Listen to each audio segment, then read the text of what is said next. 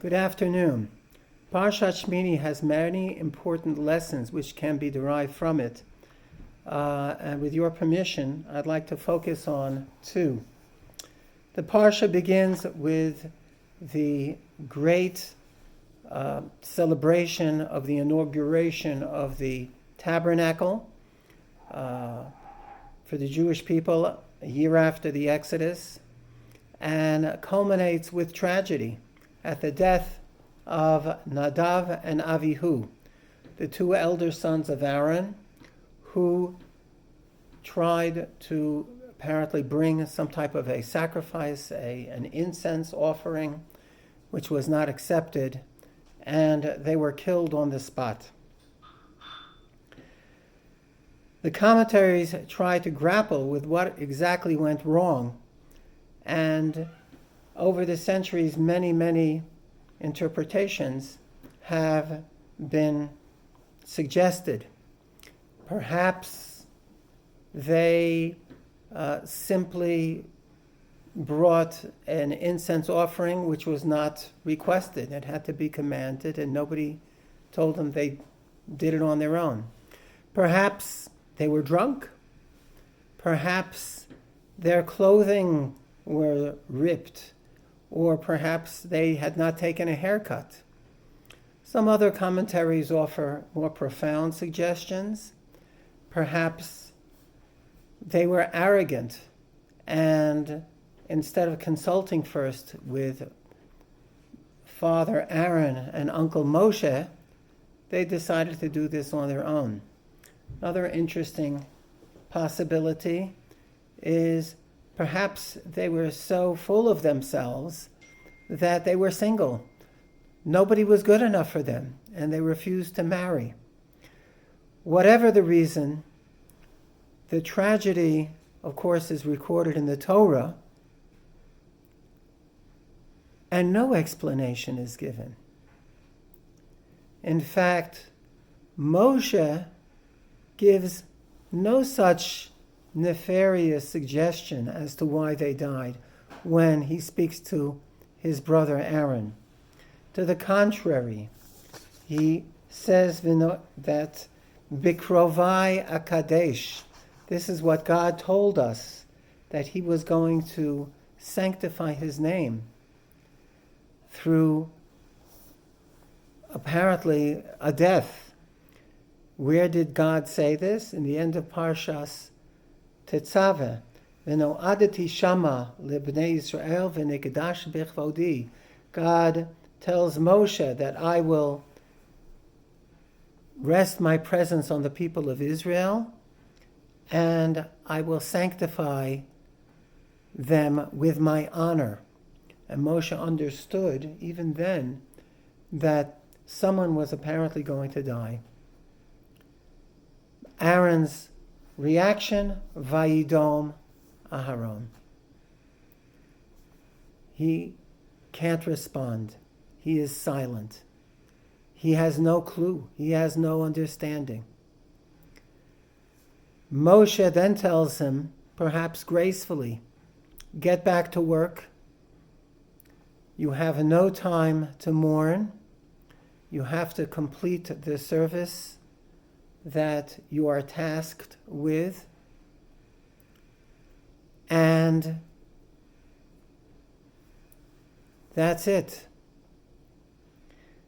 Moshe adds one more thing to Aaron.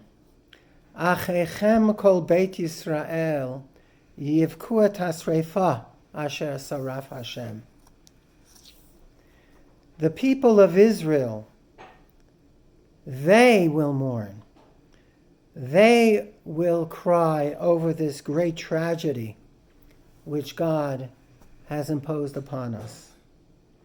The Medrash tells us on this verse that all future generations of the people of Israel will grapple with this, will cry about it. And indeed it is meritorious to do so. And on the holy day of Yom Kippur, where the death of Aaron's sons is mentioned very briefly in the reading of the Torah, Parshat Achrei Mot, we are told that whoever cries authentic tears over the loss of the sons of Aaron, they themselves will never experience something similar in their lifetimes.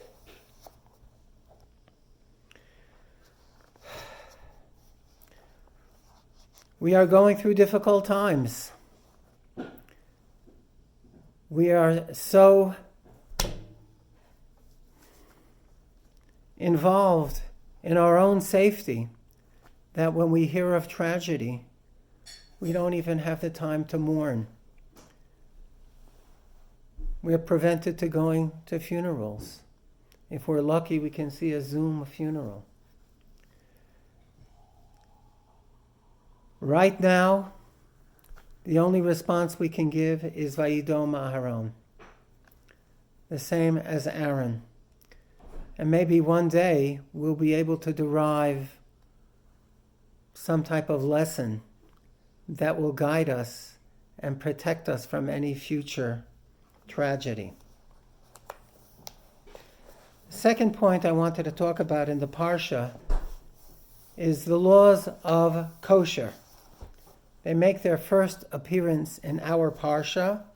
All of the details, all the animals which are acceptable to be consumed, all that are not, among the animals, the fowl of the world, not to mention the things that creep on the ground. At the end of the Parsha, we are told that God gives us an explanation for these rules. And he says, chapter 11, verse 44, Ki ani Hashem Elokeichem, I am the Lord your God. V'hit kadishtem, v'hitem kedoshim. You shall sanctify yourselves, thus making yourselves holy. Ki kadosh ani, for I am holy. And therefore, v'lo titamu et nafshotechem, b'chol asheretz haromes al haaretz. And you shall not defile yourselves with all of the creepy, disgusting things that roam on the earth. It's curious that the Torah could have just as easily have said, thou shalt not defile yourselves with pork, which is a very healthy animal. The whole world relies on it for sustenance. It is prohibited to us. Or even a kosher animal that perhaps was not slaughtered according to the rituals of Jewish law, and therefore are prohibited to us. Why does it specify the creepy, crawly, disgusting animals that roam the earth? Perhaps the Torah is saying that in the eyes of God, things that are not kosher are just as disgusting as the creepy animals on the face of the earth. This is an important lesson, that God gives us certain standards which we may not understand, but they are important to Him. And He wants us to be similar to Him. The famous expression is imitatio Dei, in order to imitate God.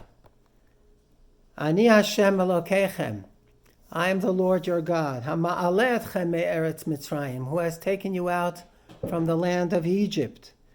Liyot lachem lalohim, an event which we just recorded the other day with the holiday of Passover. V'hitem kedoshim ki kadosh ani.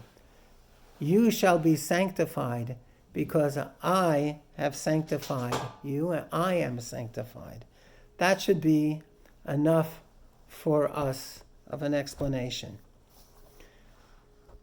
It's amazing to consider that different societies and different culture consider certain foods that one would be considered not acceptable, but for another it is acceptable.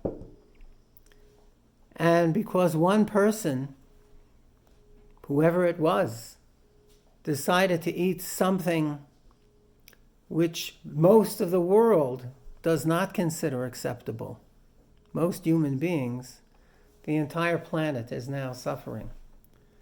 So let this be a lesson to us, how much more so we have to be careful to consume only those things which will sanctify us and make us worthy of being Ovdei Hashem, servants of the Lord.